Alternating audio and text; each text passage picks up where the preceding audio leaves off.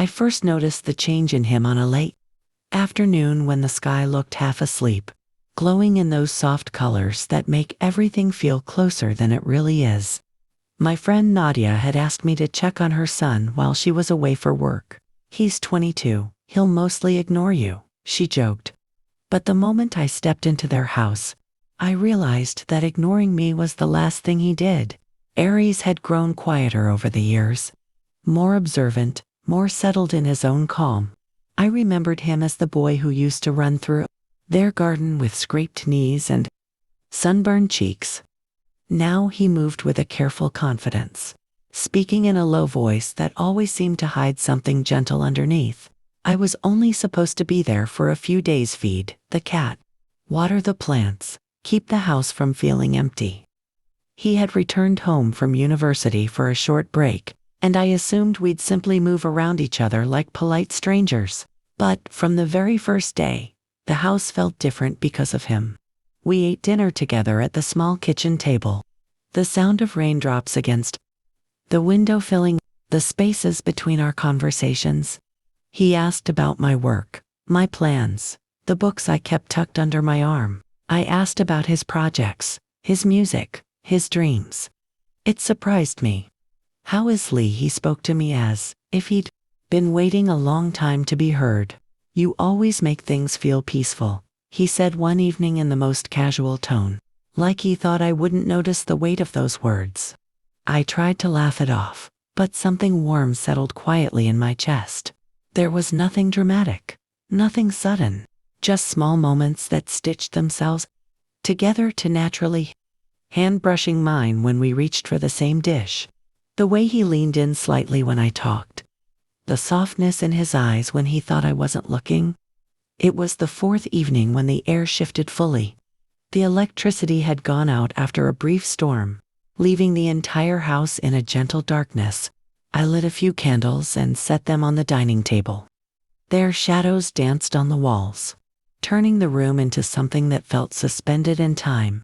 Aries sat across from me, his face haloed by the warm light. He looked relaxed, but there was something else in his expression, a thought he hadn't spoken yet. "I don't know if I should say this," he began. His voice was steady, but his fingers tapped lightly against the wooden table. "You can tell me," I said, though my heart fluttered strangely. He took a slow breath. "I'm glad you're here, more than I expected to be." His honesty was quiet, not rushed, not dramatic, just deeply sincere. It pulled something inside me loose in a way I didn't expect. I didn't respond immediately.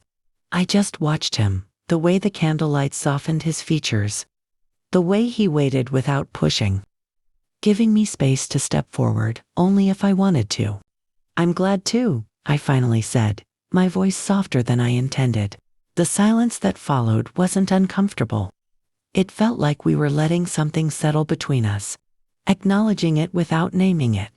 Later that night, after he stepped outside to check the garden lights, I stood near the window, looking out at the wet pavement glowing under the street.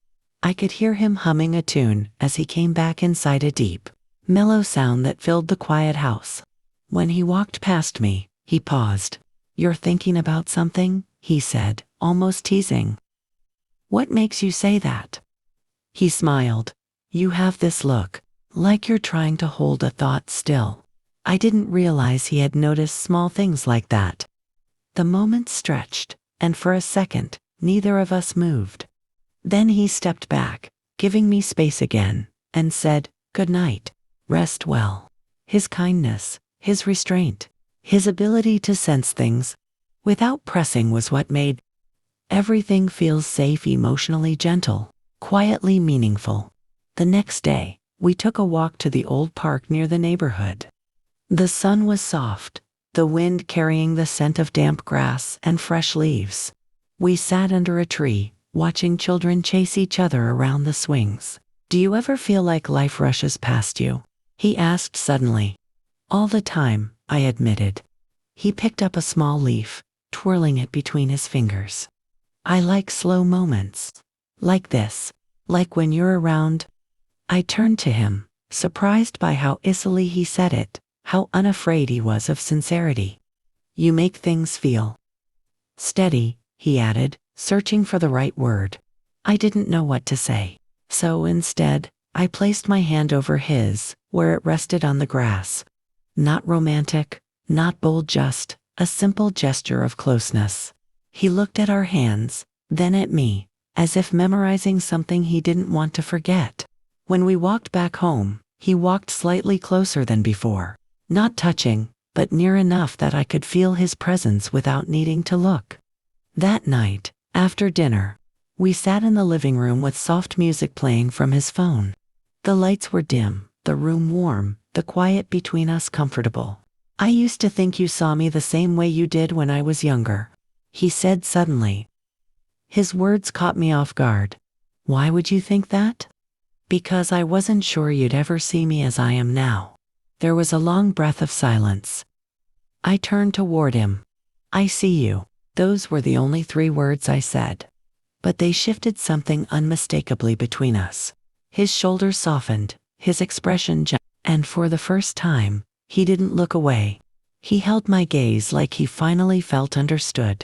We didn't cross any lines, didn't do anything that would break trust or step into anything inappropriate. We just sat there, close enough for our knees to touch, lightly when either of us breathed, a little too deeply. Sometimes connection is strongest in the moments where nothing physical happens, where everything is spoken in the way 2 people look at each other, in the way their voices soften when they say the other's name. On the last morning before I was set to leave, I found him in the kitchen making tea. Sunlight streamed through the window behind him, outlining his silhouette in a warm glow. I'll miss this, he said, not turning yet. What part? He finally faced me, a faint smile on his lips. All of it. But mostly, talking to you. I stepped closer, the tiled floor cool under my feet. I'll miss you too.